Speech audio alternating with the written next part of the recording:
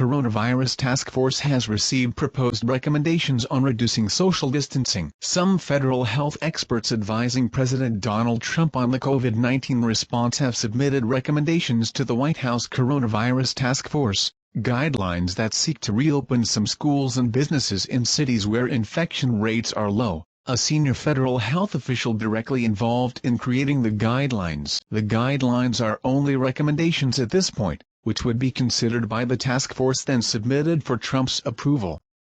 In recent days, the White House has said it would review recommendations and announce new guidelines early this week. The official characterized the recommendations as a middle ground agreement between keeping the country shut down and trying to reopen the entire thing.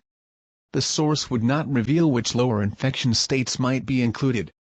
Manhattan won't be impacted by these guidelines, but places in Middle America will, the officials said. The recommendations come as the number of reported coronavirus deaths doubled to more than 2,000 nationwide in 2 days.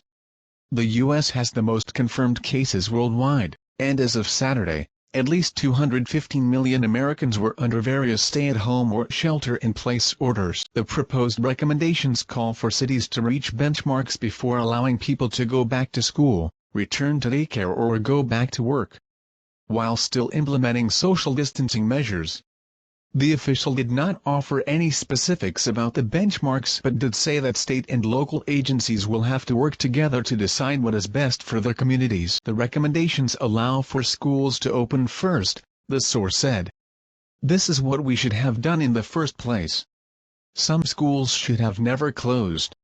Under the proposed return-to-work recommendations, businesses would be recommended to try a phased approach. Those who are more vulnerable and at higher risk of contracting the disease will be recommended to telework.